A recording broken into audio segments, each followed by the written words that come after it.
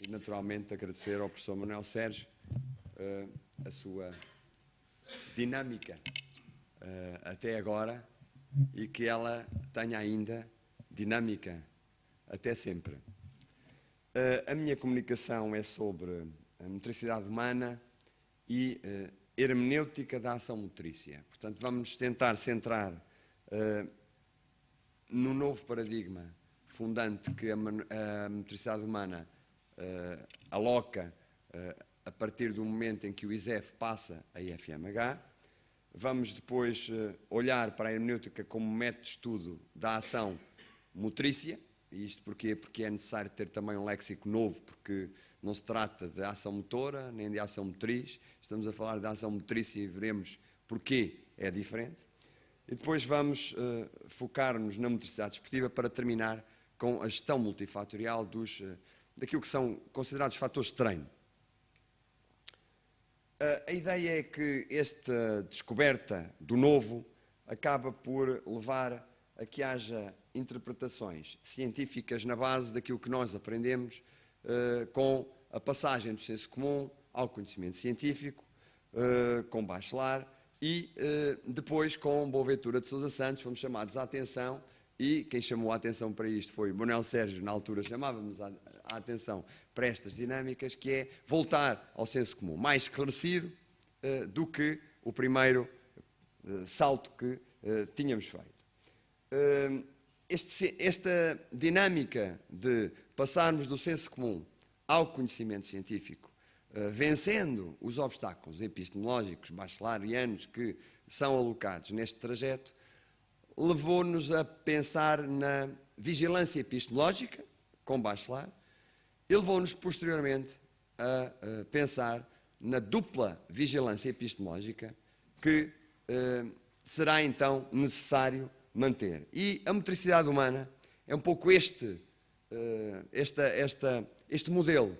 A um tempo só é espada e pena, a um tempo só é olhar para a ciência, mas sem dela partir, fazendo com que o mundo deixe de existir.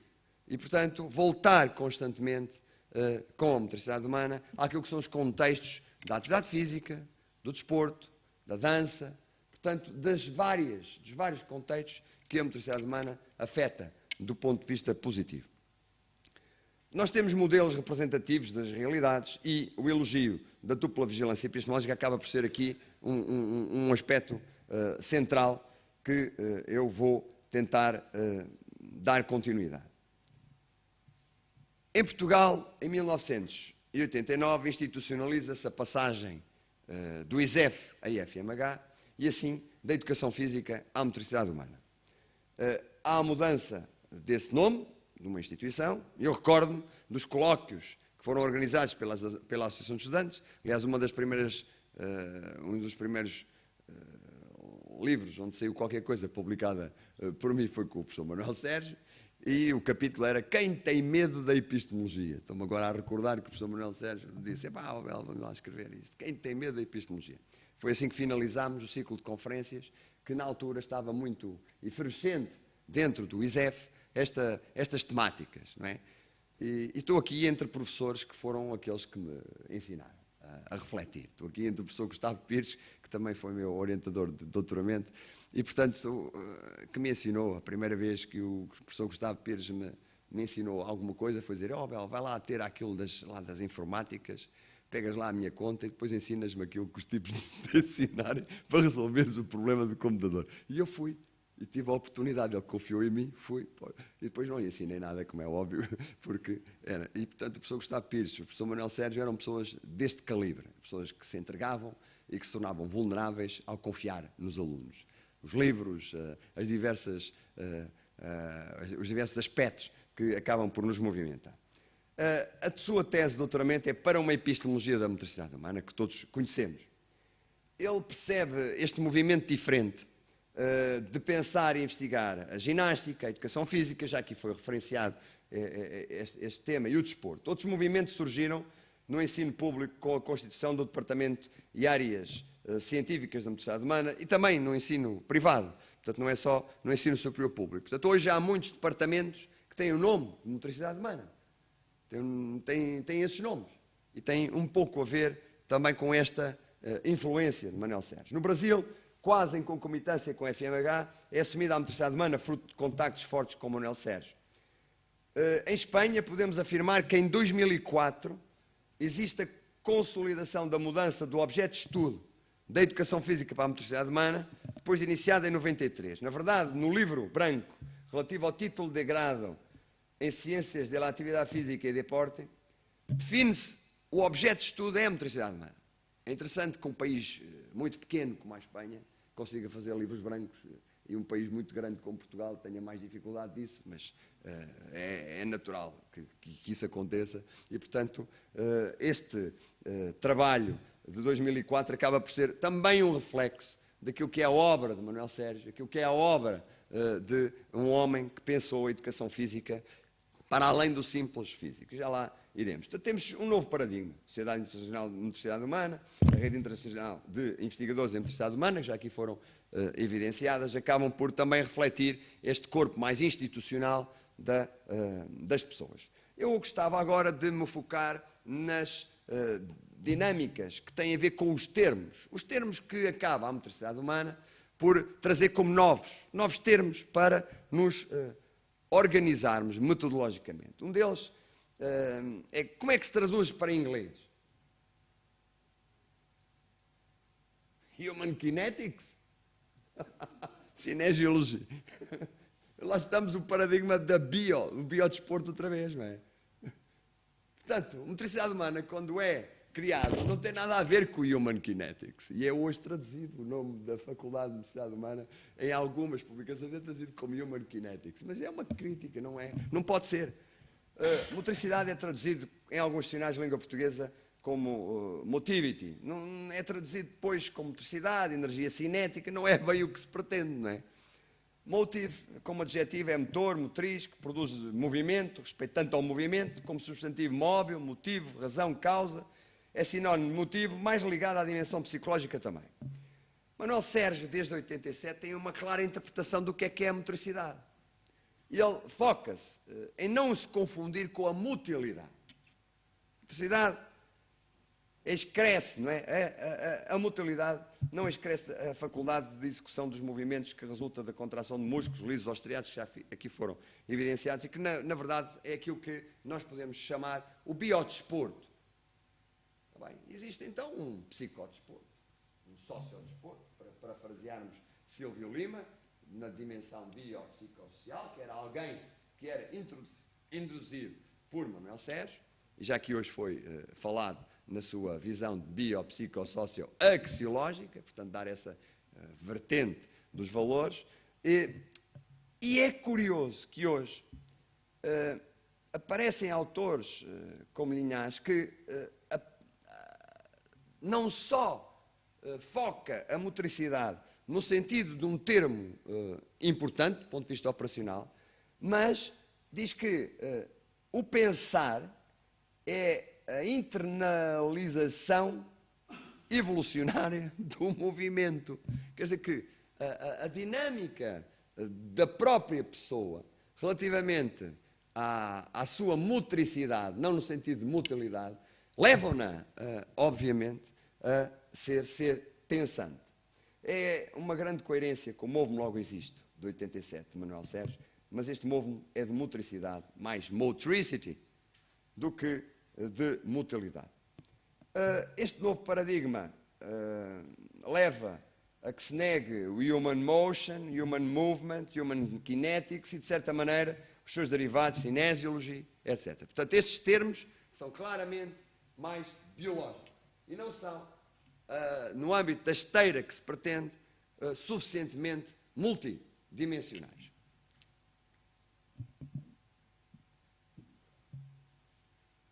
Há com o psicomotricité, que o professor Manuel Sérgio acompanha desde os anos 50, 60, que estuda, um motor de pôr em causa o que poderíamos dizer biomotricité.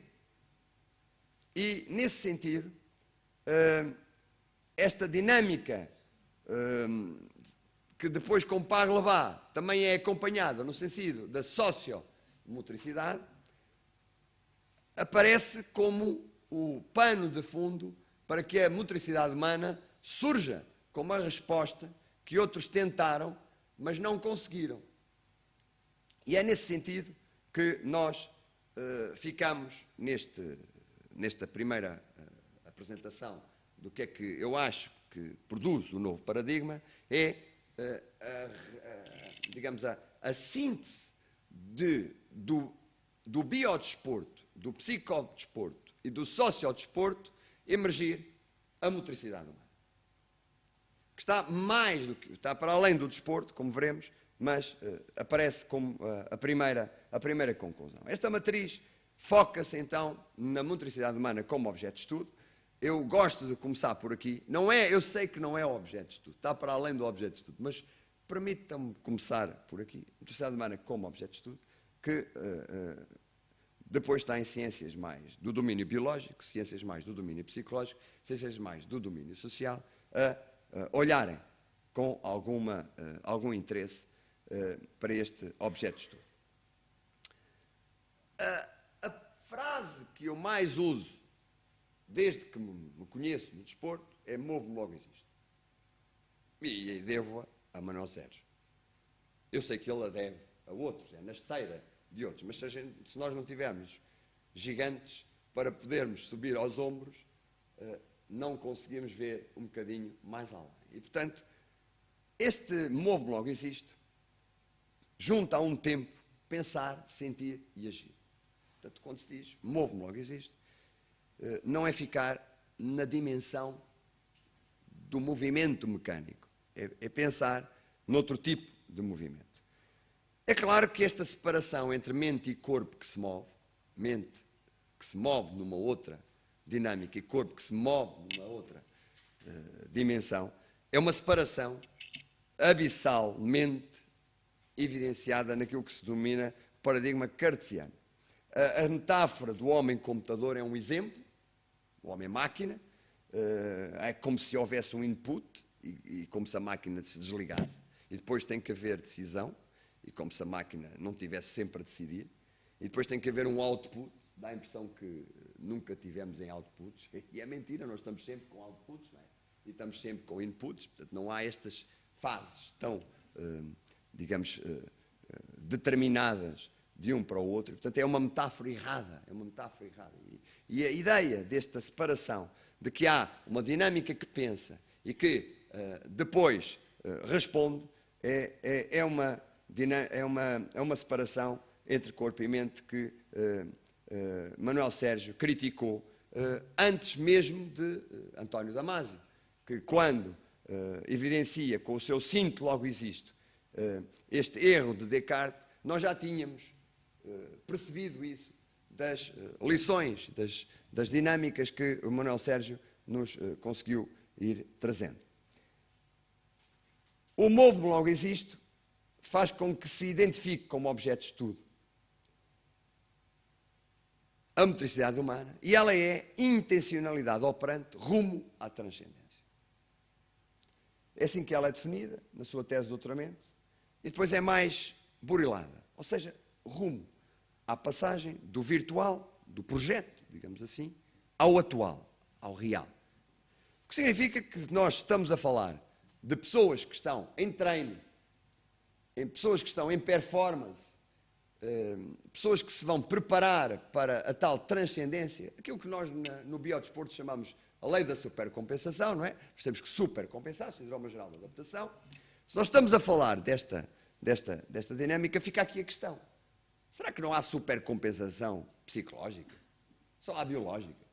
Será que não há supercompensação social? Só há biopsicológica? E se as há, que ciclos? O ciclo do ATP dura segundos para supercompensar. Depois temos os ciclos da glicose, os ciclos das proteínas, são todos muito reduzidos. Mas qual o ciclo da amizade? Que é uma capacidade humana. Quantos segundos demora a treinar-se? E há quem responda: civilizações. São ciclos diferentes. E a motricidade humana é exatamente a resposta a esta visão multidimensional. Chamar a atenção para quem está no treino, ou quem está na educação, ou quem está... Chamar a atenção para esta passagem do virtual ao atual, no sentido desta supercompensação, mais bio-supercompensação, mas não ficar por ela. Com outros, com Manuel Sérgio, hermeneuta do desporto, aprendemos a ser hermeneutas do desporto com ele. Encontramos outros hermeneutas, neste caso Ortiz Osés, com o co-implicar. E foi aqui que o professor Gustavo Pires, que também aqui está entre nós, acaba por ter um papel relevante ao estudar a organização das organizações, e, portanto, anda neste mundo do homem em transcendência, que não é só a transcendência institucional, é uma transcendência do ponto de vista organizacional, em que a palavra-chave está sentir-se co-implicado. Sinto-me co-implicado, logo existo. Já não está só no penso, logo existo. De Descartes, no sinto, logo existo. De Damásio, no movo, logo existo. Como se fosse aqui com o Manuel Sérgio. Estamos no estou implicado, logo existo. Portanto, há aqui um alocar muito mais amplo da questão da motricidade humana. E, portanto, esta frase do sou cúmplice, logo existe, do Ortiz Osés, permite, como hermeneuta, fazer a fusão dos horizontes que a hermenêutica estuda. A interpretação complexa destas normas, valores e símbolos, que em co-implicação vão permitindo as pessoas a ultrapassar-se as formas de pensar, as formas de sentir e as formas de agir, acabam por, na matriz referencial da motricidade humana, ter contextos. Portanto, por um lado temos as ciências, as bio, as psico e as socio, mas por outro lado temos os contextos, onde decorrem os estudos com estas ciências. Eu gosto de usar mais uma matriz, digamos, burilada, que tem as áreas científicas alocadas em que o objeto é a ação motriça, portanto, deixamos de ter o objeto de estudo como motricidade humana e passamos a ter o objeto de estudo como a ação motriça, numa matriz referenciadora da motricidade humana, e temos as ciências a estudar esta ação em diferentes contextos. Portanto, esta perspectiva hermenêutica de que eu tenho que ir interpretando o contexto a um tempo só, com o que eu tenho que interpretar como cientista, como eu próprio, nos meus limites das ciências, não é? Faz com que haja esta visão mais holística da interpretação. E é esta interpretação que permite compreender e explicar a ação motrícia através da sua sintonia nas ciências e nos contextos. Entrando na hermenêutica como método de estudo da ação, só para chegar principalmente à hermenêutica ricoriana. Paul Ricoeur é um hermeneuta que avança com a hermenêutica da ação e já estamos a ver, se Ricoeur avança com a hermenêutica da ação, com Manuel Sérgio temos que avançar para a hermenêutica da ação motrícia. Porque motora fica reduzido. Motrícia, no sentido do bio, psico, social. E, portanto, esta nova hermenêutica acaba por não ficar preocupada só com a intencionalidade autoral do atleta que faz a ação, que é o que às vezes lá nos futebols, ele tinha intenção e não sei o quê, não. Aquilo aconteceu e agora já é nossa, é como uma obra de arte. Paulo Ricoeur chama a atenção para isso. Não é a intenção autoral já que está aqui em causa, é sim o diálogo assumido entre eu que sou intérprete e o que estou a interpretar, que interessa fundamentalmente. Então o professor de educação física, de educação no âmbito da motricidade humana, que está a interpretar uma ação, seja ela gímnica, seja ela de esportes coletivos, o que fica retido para dar feedbacks é essa imagem sobre a qual ele vai fazer as suas interpretações. E, portanto, a explicação e compreensão acabam por ser as duas faces da moeda hermenêutica. Deixo as tarefas do exercício hermenêutica por outra altura e para passar à fusão dos horizontes que o círculo hermenêutico ricoeuriano permite, que é esta relação entre o passado e o presente, o todo e a parte, o intérprete e o interpretado, no sentido também de percebermos a dinâmica eu-outro criando, em termos hermenêuticos, a fusão dos horizontes. Nós tivemos a oportunidade, orientados por o professor Gustavo Pires, construir o mesoscópio, que é o tal modelo de análise institucional que perspectiva a visão mais institucional da hermenêutica aqui aplicada. Ora, já quase a terminar, julgo que ainda tenho 2 minutos, 1 minuto para esta primeira parte, chamar então a atenção para o biopsicossocial, integridade lógica de limites. Estou aqui a usar isto, e temos aqui entre nós um judoca, que é a máxima eficácia que o Jigoro Kano elogiava. Ele foi o nosso colega de educação física. O Jigoro Kano foi um homem da educação. E benefícios mútuos. Benefícios mútuos. Portanto, o desporto tem que, por um lado, ter esta dinâmica de eficácia, mas, por outro lado, não pode pôr em causa que os intervenientes beneficiem em conjunto. E, portanto, quando olhamos para o conceito europeu de desporto, vemos claramente naquilo que é a definição do conceito europeu de desporto, a dimensão biológica, a dimensão psicológica e social. Toda a atividade física, mais biológico. Bem-estar mental, mais psicológico. Relações sociais, mais social. E, portanto, este paradigma que permite que a ação motriz e desportiva possa ser interpretada como objeto de estudo, sendo a pessoa num contexto e, ao mesmo tempo, circunscrever que esta dimensão do intérprete que está a interpretar a ação acaba por ter a sua própria interpretação e deve pô-la em causa, acaba por nos dar uma visão da hermenêutica como metodologia de estudo que o Manuel Sérgio utilizou desde os primeiros momentos na sua motricidade humana.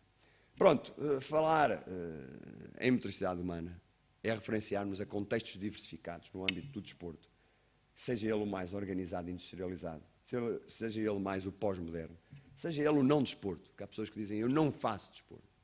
Porque há um desporto que é dito pelas pessoas, não é desporto. Alguns dizem que é atividade física. E, portanto, não é desporto, não faço desporto. A terminar com esta questão da gestão multifatorial, carga de treino, e permitam-me usar aqui, no âmbito, a operacionalização da motricidade humana, é feita através de quê? Temos a carga externa e temos a carga interna. Se calhar alguns dos que aqui estão não estão tão habituados a olhar para isto, mas isso é o que a professora Manuel Alves já estava a dizer, parece tudo muito biológico. E é verdade, mas pode ser psico e sócio. Uma carga de treino não é objetivamente só de domínio biológico.